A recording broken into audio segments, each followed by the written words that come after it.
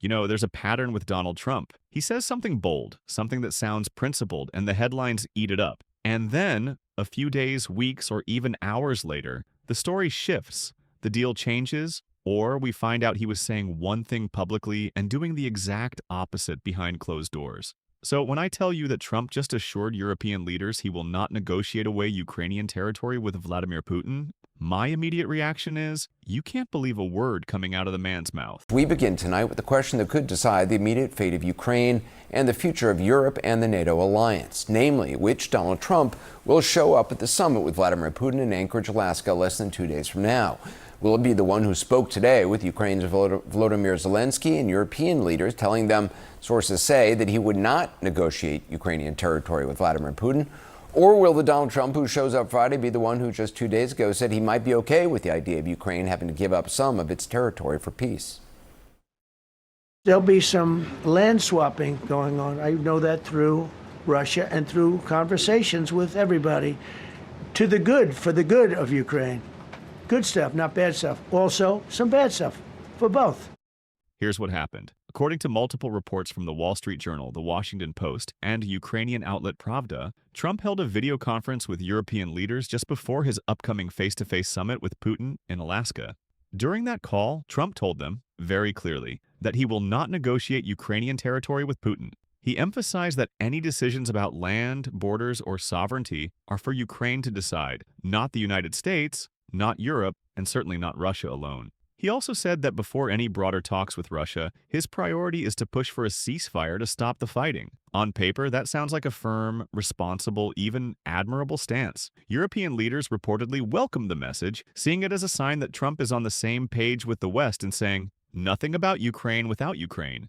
But here's the thing, words are cheap, and Donald Trump is the undisputed king of saying one thing to one audience and something entirely different to another. Let's not forget, this is the same man who has repeatedly praised Vladimir Putin, called him a genius, and openly questioned America's commitment to NATO. This is the same man who, during his first term, withheld military aid from Ukraine to pressure President Zelensky into digging up dirt on Joe Biden. And this is the same man who has a history of cozying up to authoritarian leaders while undermining America's own intelligence agencies. National Security Advisor during the first Trump administration was in the room for the first summit between the president and Vladimir Putin in Helsinki in 2018 that we were just talking about. He also served as the U.S. ambassador to the UN under President George W. Bush.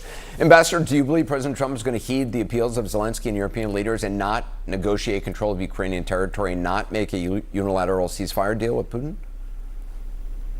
Well, I think this virtual summit they had today is sort of like a short-term vaccination. He probably came out of it thinking in those terms, but it'll depend on how the meeting goes with Putin. I think Putin has the initiative here, and I think what he's going to try and do is show to Trump that he has a peace plan and that it's sincere, even though I don't think it will be, but he's going to try and convince Trump and try and bring him back on his side. I think it's going to be a difficult task with Putin because I think intentionally or unintentionally he did irritate Trump, to put it mildly.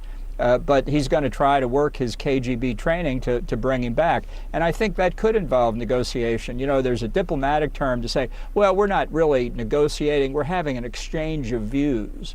And so they'll exchange views on things like territory and issues like that, and it could get pretty specific. So yes, it's fine to report what he told European leaders. But if you take it at face value, you're ignoring his record. And that record says loud and clear, you can't believe a word coming out of the man's mouth. Why say this now?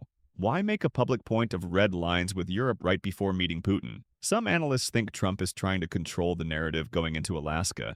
If he says this now and then does end up negotiating territory, he can claim, I never agreed to that. This is Ukraine's decision, while quietly pushing them to make concessions behind the scenes. Others think it's purely optics, an easy way to look tough on Russia while avoiding the political backlash he'd face if it looked like he was cutting a secret deal with Putin. Either way, Trump thrives on ambiguity. He wants to be unpredictable. And unpredictable in a high-stakes international conflict is, well, dangerous. Let's remember what's at stake. Russia invaded Ukraine in 2014, illegally annexing Crimea. Then in 2022, it launched a full-scale invasion, causing massive civilian casualties, war crimes, and the displacement of millions. The international community has largely agreed. Ukraine's borders are not up for negotiation unless Ukraine itself decides otherwise.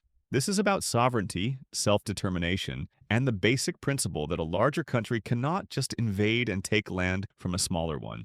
If Trump even entertains the idea of land concessions, especially without Ukraine's full consent, it's not just a betrayal of Ukraine. It's a green light to Putin and other authoritarians worldwide that military aggression pays off. So yes, Donald Trump said he won't negotiate away Ukrainian land. But saying it isn't enough. History tells us he is a man who will bend, twist, or outright ignore his own promises if it benefits him.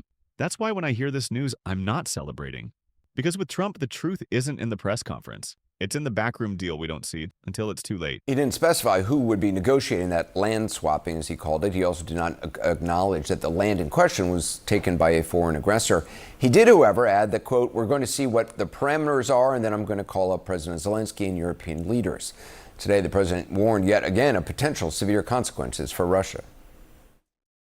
Will Russia face any consequences if Vladimir Putin does not agree to stop the war after your meeting on Friday? Yes, they will. Yeah. What will the consequences There will be be? consequences. Sanctions, tariffs? There will be, I don't have to say, there will be very severe consequences. The president also said that if all goes well at the summit, he'd like to immediately arrange a follow-up.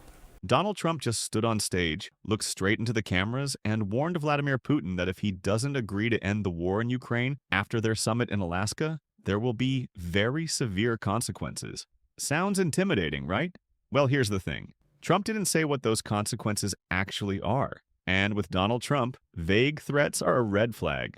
On August 13th at the Kennedy Center in Washington, D.C., Trump declared that if Putin refuses a deal to end the war, the response will be very severe. When reporters pressed him, "Do you mean sanctions, tariffs, military action?" he smirked and said, "I don't have to say. That's it. No specifics.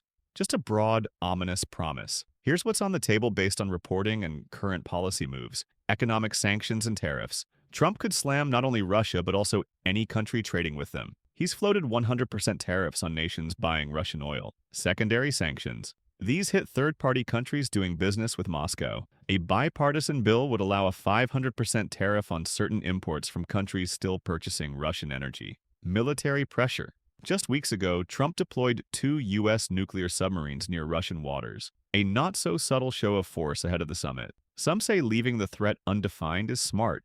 It keeps Putin guessing. With Trump, ambiguity isn't strategy, it's habit. He's made big, dramatic threats before to China, to North Korea, even to NATO allies, and then either failed to follow through or drastically changed course. And if this is just bluff, Putin wins. Because an empty threat from the U.S. president would make Russia look unshakable, and that's propaganda gold for the Kremlin. If Trump actually enforces extreme sanctions, it won't just hurt Russia. It could trigger a global economic backlash, hitting countries like India, China, and even U.S. allies in Europe. If he escalates militarily, the stakes jump from a regional war to a global crisis. So either Trump is prepared to push the world closer to confrontation, or he's making noise to look strong.